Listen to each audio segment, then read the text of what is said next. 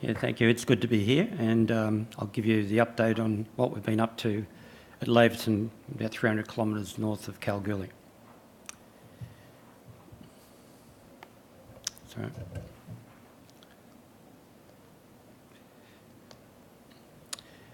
Yeah, so the company listed in 2007. We have 202 million shares on issue. Our current share price is 32 cents, so our market cap's around just at 64 million.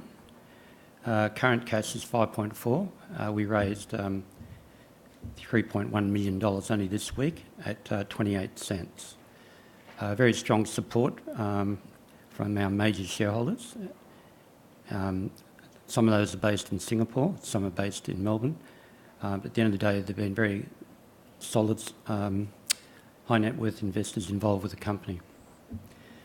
Our main project that seems to be moving forwards at a rapid rate is Hawks S9. It's a significant size geochem and drilling target of greater than 2.1 kilometres. At the moment, it's about 50 to 150 metres wide. It's open to the north, south, east and at depth, and it's being investigated over around 3.6 kilometres. So I'll be mainly talking about this, and it's moving fairly rapidly, and we've been looking at this area for about between 6 to 8 months now. So it's a lot of drilling's already occurred, and there's a lot more to come. We have one target at Mount Jarbel East. That's a banded iron target. It's a little bit different, and we have done work at Hawks Nest 5 and at Christmas Well.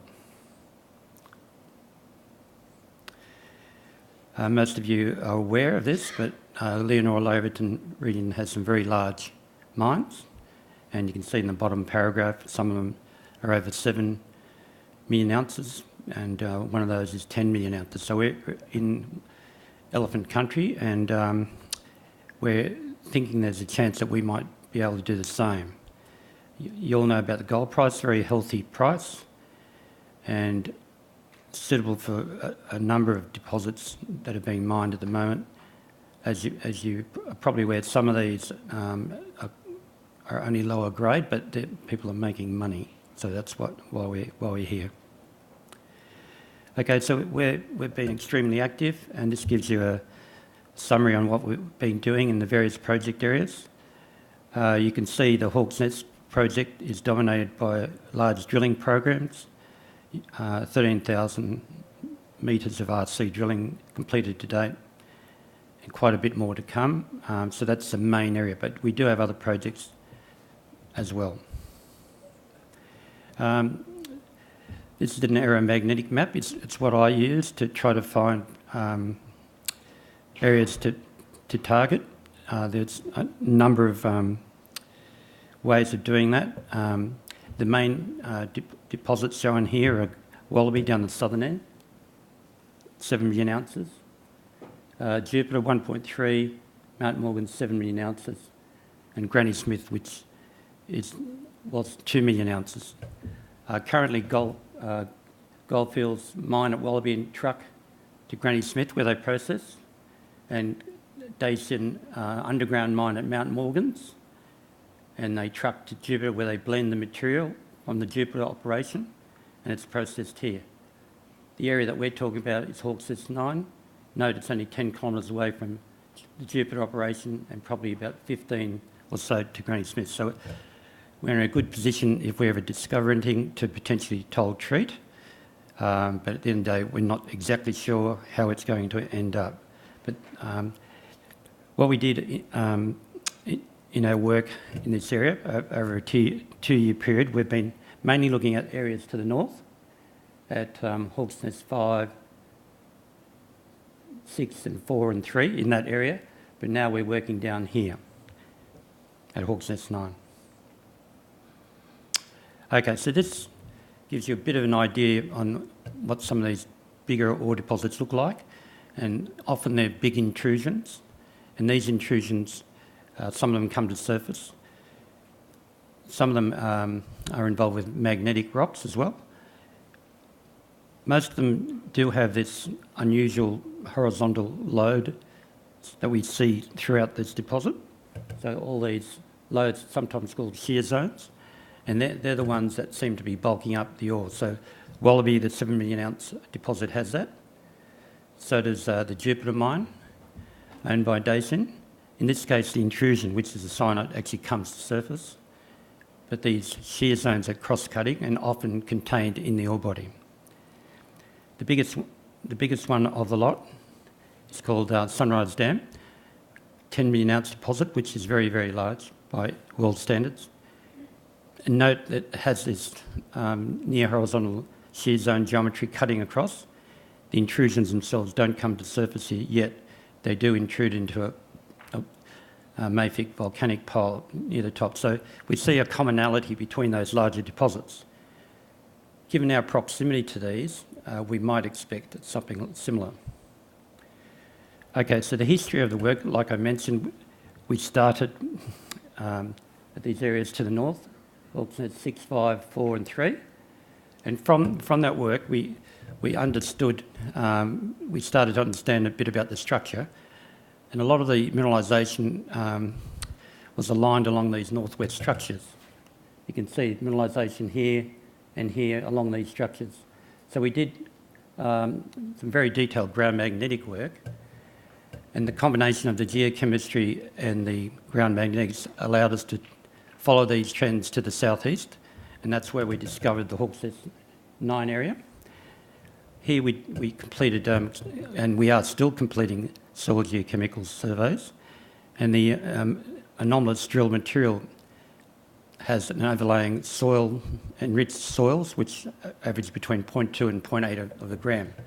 So it's a pretty obvious target to be testing, and that's what we've been doing.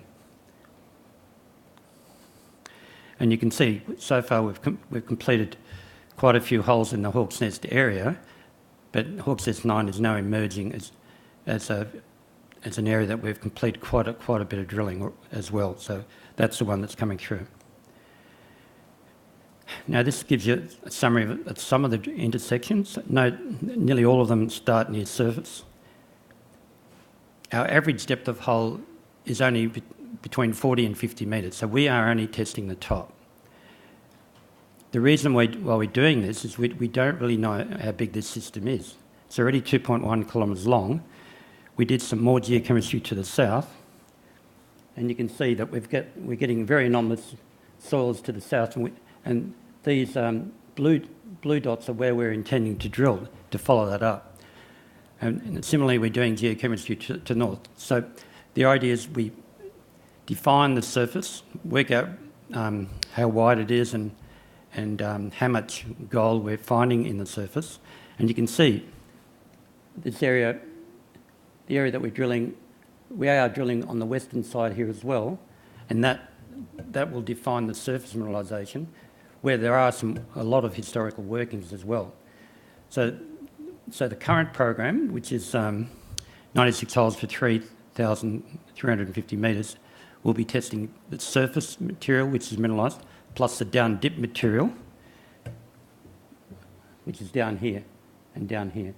So even though we've completed a large program, there's still a lot ahead, yet it's looking pretty good. And I guess from our share price, I guess people are understanding that we're dealing with a very large system. And I guess they're very intrigued to see where it'll end up.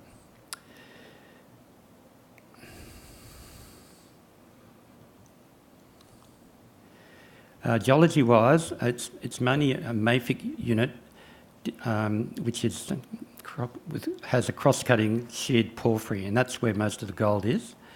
And you can see that here. So the mineralisation is along this sheared porphyry which cuts across. There's another parallel one over here as well. So the explanation for some of the distribution of the gold can be explained by the shallow structures, and there are a lot of prospectors in the area. Those shallow structures, to me, are important. It allows us to see whether or not there's multiple layers or shears which are underneath the whole system, which is the aim of the game, and to see whether we're like the nearby ore bodies. So having these parallel mineralised structures to the west is important, and we are seeing evidence for those.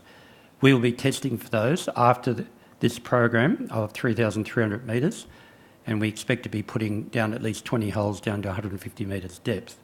So that will come. But conceptually, we're trying to map the size of it at the moment. This is an aeromagnetic survey, and which we've updated with detailed ground magnetics. The ground magnetics does pick up some structures cutting through, down through here, and another one in here, and that appears to align with the mineralisation. It also picks up the drainage, so there's a strong drainage to the north and to the south, and the soil geochem may not work because of the drainage there, and we may have to put down shallow holes. At the end of the day, that's not a big issue, and we're happy to keep drilling till we work out how big this system is. There's an area about 3.4 square kilometres that we've worked on, but the length of the system, we can test it over about close to 4 kilometres in length. So far we've only done 2 kilometres of it. Okay, so Hawke's S5 was an area that we worked on previously to our Hawke's S9, and here we did get some hits and very close to surface, which looked fantastic.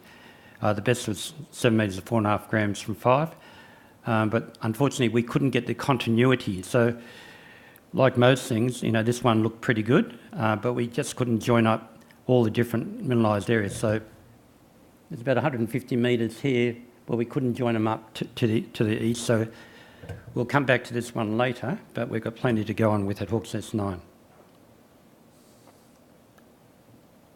The other area that we mentioned before is the Mount Jumbo East.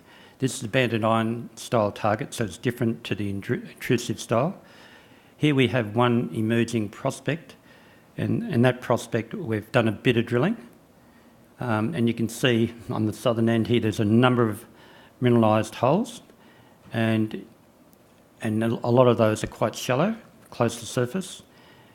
Current program, there's a 3-hole program planned to test this, and that will be testing the core or the thicker zones of the underneath the whole system to see whether we can join the dots. So it's an interesting target, and we'll see how we go there. We do have other projects at Mertondale and Christmas Well. We've mainly focused on our Laverton projects, but there has been some good results from Christmas Well, where we intersect 4 metres at 11 grams from 16 metres. This system is about 150 metres to 200 metres long, but we haven't been able to enlarge it. So again, we'll come back to this later to see what we can come up with. You may have heard of the nuggets. I ended up on the project. These nuggets that were found on our Mertondale prospect one was 21 ounces, so quite large. The prospector they've done a lot of dosing work, and you can see the distribution of the nuggets on the eastern portion. They're going back to do some bulk testing, and we may have a look at that as well. We haven't done a lot of drilling here, but I guess that the ironstone, which is the target that prospectors are looking at, will do some of the test work as well to see whether we can get some nice bulk numbers over this ironstone. 2 other projects, Homeward Bound is one of those, and here we have a mineralised shear system which we're going to test. You can see some of them have had some previous hits, 6 metres at 2.6, 3 metres at 8, 13 at 2 on the northwestern end, and we'll be following that up with some shallow drilling and also geochem. And the last one is Birthday Patch, which is fairway east of Wiluna, and here we are doing extensive geochemical programs to see whether we can find some anomalous zones. So that's most of the talk, and we do have an iron royalty on this coarse grained magnetite around Northam, not very far away from Perth, and we sold the project, but we retain a sliding royalty. So hopefully that will get up in the near future, given the iron ore price has significantly increased. Thank you. Thank you, George. Helix